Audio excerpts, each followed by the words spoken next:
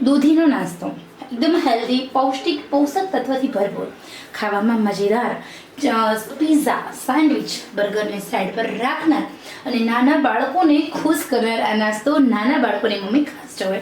ચલો જોઈએ રેસીપીનો વિડીયો પસંદ આવે છે તો લાઈક કરો, શેર કરો, સબસ્ક્રાઈબ કરશો. મારો શિવાંશ નાનો છે, પિઝા ખાવાની જીદ પકડી છે કે જે મમ્મી મારે પિઝા ખાવા છે. મને જ થયું ચલો 5 જ મિનિટમાં ફટાફટ કંઈક સારું નાસ્તા જેવું એને લાગે કે નહીં પિઝા છે. તો હવે હું આ જે નાસ્તો છે તે માયોનીઝ સોસ સાથે એને સર્વ કરાવીશ. ખરેખર એને લાગશે કે પિઝા જ છે. તો આ જે દૂધીનો નાસ્તો છે તે નાસ્તો નાના બાળકોની હેલ્થ માટે ખૂબ જ સારો છે. તો ચલો એકદમ ઓછા તેલમાં આપણા ઘરના રસોડામાં બનતો હેલ્ધી અને પૌષ્ટિક નાસ્તાની જોઈએ રેસીપી.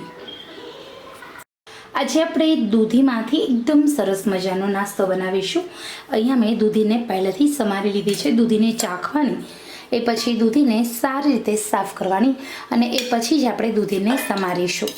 તો એક વાટકી મેં એકદમ મસ્ત ઝીણી છીણ કરેલી દૂધી લીધી છે. દૂધી છે કાળી પડી જાય, પહેલાંથી આપણે સમારીને રાખીએ. તો હવે આ નાસ્તાને વધારે ટેસ્ટી બનાવવા માટે અડધી વાટકી બેસન એટલે કે ચણાનો લોટ. હવે અહીંયા આપણે આ નાસ્તાને વધારે ફર્મેટિંગ કરવા માટે લઈશું આપણે અડધી વાટકી સોજીનો લોટ. ચણાનો લોટ અને સોજીનો લોટ આ બંને અડધી વાટકી લેવાના છે. સાથે આપણે લઈશું કેપ્સિકમ મરચાં, એક ટામેટાં, એક.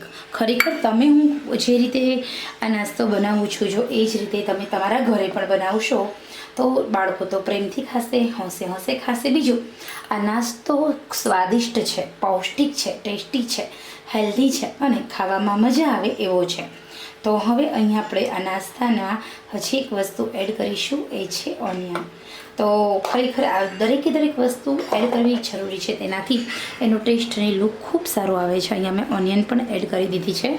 તમે ચાહો તો તમે ગાર્લિક એડ કરી શકો છો, તીખા જ મરચાં એડ કરી શકો છો. હવે અહીંયા આપણે બધા જ ટેસ્ટ બેલેન્સ કરવા માટે, વધારે ટેસ્ટ કરવા માટે ચીલી ફ્લેક્સ તમે તમારા ટેસ્ટ અકોર્ડિંગ એડ કરી શકો છો. તમારા પાસે ચીલી ફ્લેક્સ નથી તો એના ઓપ્શનમાં લાલ મરચું ઉમેરજો. હવે અહીંયા આપણે મિક્સ હર્બ એટલે કે પિઝા સિઝનિંગ એડ કરીશું. આ મિક્સ હર્બ છે ખૂબ જ ટેસ્ટી હોય છે. એનાથી જે આપણો નાસ્તો હોય છે એનો લુક ખૂબ સારો આવે છે. ખરેખર તમે પણ આવી રીતે જો તમે નાસ્તો બનાવશો તો નાના મોટા સૌ કોઈ ખાશે, પ્રેમથી ખાશે, માંગી ખાશે. હવે આપણે એકદમ સરસ મજાનું હલાવી લઈએ. તમે ચાહો તો તમે આમાં ચોખાનો લોટ એડ કરી શકો છો, તમે જુવારનો લોટ એડ કરી શકો છો, પરંતુ હા થોડો. તો અહીંયા આપણે માત્ર આ 2 જ લોટ ઉમેરવાના છે અને આપણે સરસ મજાનો આ નાસ્તો બનાવવાનો છે. તો પહેલાં આપણે બધી જ વસ્તુને સારી રીતે મિક્સ કરી દેવાની છે. તો અહીંયા તમે વેજીટેબલ્સ ચાહો તેટલા એડ કરી શકો છો. હવે આપણે એમાં એડ કરવાનું છે દહીં. મસાલા તો આપણે બધા એડ કરવાના જ છે, પરંતુ દહીં આપણે અત્યારે એડ કરીશું. તો દહીં એક આખી વાટકી લેવાનું છે. દહીં આપણે ઘરનું મોડું હોય અથવા તો અમૂલનું જ દહીં હોય છે જે ડબ્બાનું એકદમ મોડું હોય છે એ ચાલશે. અને હવે આપણે થોડું એમાં પાણી એડ કરીશું અને હલાવીશું. તો અહીંયા તમે જોઈ શકો છો એકદમ સરસ મજાનું આપણે હલાવીએ છીએ. તો બધી જે વસ્તુ છે, બધા મસાલા છે આપણે પાછળથી એડ કરીશું. આ જે અત્યારે હવે માત્ર ને માત્ર 10 મિનિટ આ દરેક વસ્તુને પલળવા દેવાની. ત્યાર પછી આપણે એમાં બીજા બધા મસાલા ઉમેરીશું. તો હવે આપણે રહેવા દઈએ 10 મિનિટ સુધી લીડ કવર કરીને. 10 મિનિટ પછી જોઈએ તો આપણો નાસ્તો છે એના જે સૂજી છે એકદમ સરસ ફૂલાઈ જશે અને આપણો નાસ્તો એકદમ વધારે સારો બનશે ઝડપ. તો અહીંયા હવે આપણે જોઈએ તો 10 મિનિટ થઈ ગઈ છે અને આપણી જે સૂજી છે એ એકદમ સરસ ફૂલાઈ ગઈ છે. હવે આપણે મસાલા એડ કરીશું. કયા મસાલાની જરૂર પડે છે એવું તમને જણાવીશ. એકદમ ઓછા મસાલા અને ઘરના જ મસાલા. સૌથી પહેલાં અહીંયા આપણે એડ કરવાનું છે નમક ટેસ્ટ અકોર્ડિંગ એડ કરવાનું છે. સાથે આપણે એડ કરીશું હળદર એડ કર્યા પછી લાલ મરચું એકદમ ઓછા પ્રમાણમાં અને કાચું જીરું એડ કરીશું થોડું અમથું, જેનાથી ટેસ્ટ ખૂબ સારો આવે છે. અને એડ કરીશું ખાવાના સોડા 1 પિંચ જેટલા, એટલે કે 1 ચપટી. વધારે આપણે ખાવાના સોડાને એડ નથી કરવાના. અને બધી જ વસ્તુ આપણે હલાવી લઈશું. બધા ટેસ્ટ બેલેન્સ થઈ જશે, એકદમ સરસ મજા આવશે. અને હા, તમે ચાહો તો તમે મેગી મસાલો એડ કરી શકો છો. હું થોડો અમથો મેગી મસાલો એડ કરીશ. દરેક મસાલા છે એની પોતાની અલગ ખુશ્બુ અને ટેસ્ટ હોય છે. એકદમ સરસ હલાવી લઈશું.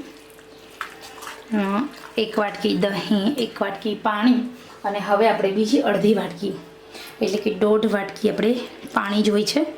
સામે આપણે અડધી વાટકી સોજી અને અડધી વાટકી બેસન છે.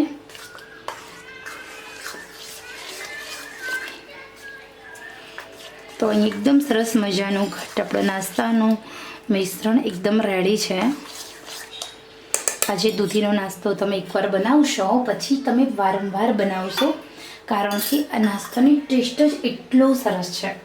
ચલો હવે આપણે આગળ આ નાસ્તાની પ્રોસેસ આગળ વધારીશું. તો હવે આપણે તેલને ગરમ કરવા મૂક્યું છે. 2 ચમચી તેલ લેવાનું. આ નાસ્તામાંથી આપણો 2 વખતનો નાસ્તો બને છે, એટલે આપણે પહેલી વાર આ નાસ્તામાં 2 ચમચી તેલ અને પછી આપણે 1 ચમચી તેલ લઈશું તો પણ ચાલશે.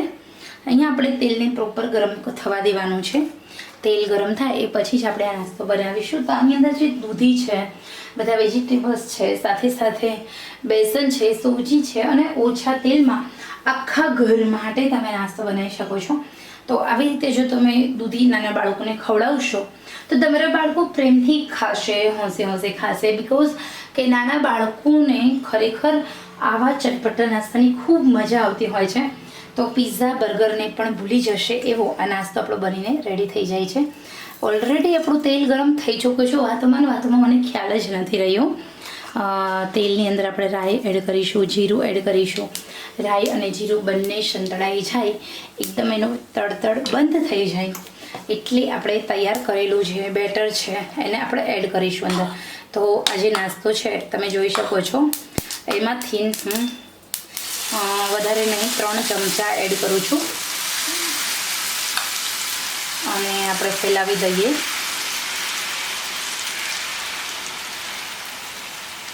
ખરેખર આ નાસ્તો, અને અહીંયાથી બીજી વાર પણ આપણે આ નાસ્તો બનશે. તો હવે અહીંયા આપણે સૌથી પહેલાં તમે જોઈ શકો છો આપણો નાસ્તો અહીંયા રેડી છે. તો અહીંયા થોડું આપણે શેપ આપવાની ટ્રાય કરવાની. એકદમ રાઉન્ડ આપણો નાસ્તો થવો જોઈએ, કિનારી એકદમ સરખી થવી જોઈએ.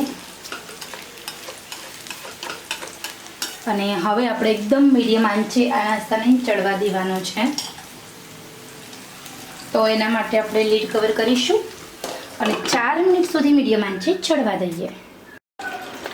હવે અહીંયા 4 મિનિટનો સમય થઈ ગયો છે અને આપણે હવે આપણા નાસ્તાને ફેરવી લેવાનો છે.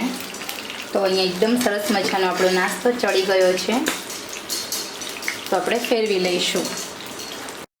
તો અહીંયા ઇઝીલી આપણે નાસ્તાને ફેરવી લીધો છે અને હવે આપણે ફરી 2 મિનિટ સુધી નાસ્તાને ચડવા દઈએ. તો અહીંયા ફાઇનલી આપણો નાસ્તો બનીને રેડી છે. તમે જોઈ શકો છો. વાવ, યમ્મી અને શું વાત છે. સરસ મજાનો આપણો નાસ્તો બનીને રેડી છે. તો ચલો ગેસ આપણે બંધ કરી દઈએ અને આ નાસ્તાને સર્વ કરીશું. અને બીજો નાસ્તો છે તો જ્યારે મારો જમવાનો ટાઈમ હશે ત્યારે ગરમા ગરમ બનાવીશ. તો ચલો અહીંયા આપણે સરસ મજાનો નાસ્તો છે તેને સર્વ કરતા શીખીએ. તો અહીંયા આપણો આ દૂધીનો નાસ્તો બનીને રેડી છે. ખરેખર તમને સૌ કોઈને પસંદ આવે તો તમે પણ આવી રીતે ચોક્કસ નાસ્તો બનાવજો. નાના મોટા સૌ કોઈને ભાવશે, ચોક્કસ ગેરંટી આપું છું. નવા જ ટેસ્ટનો આ નાસ્તો માયોનીઝ સોસ સાથે, ટમેટો કેચઅપ સાથે ખૂબ સરસ લાગે છે. બાળકો તમારા વારંવાર પિઝા ખાવાની ડિમાન્ડ કરતા હોય તો એ નહીં કરે. આ નાસ્તો એટલો ટેસ્ટી બનશે, સ્વાદિષ્ટ બનશે. તો ખરેખર આપ સૌને આજની રેસીપી પસંદ આવી હોય તો ચોક્કસ લાઈક, શેર, સબસ્ક્રાઈબ કરશો. ચલો આપણે ફરી મળીશું નવા જ ઉપયોગી વિડીયો સાથે. ત્યાં સુધી આવજો.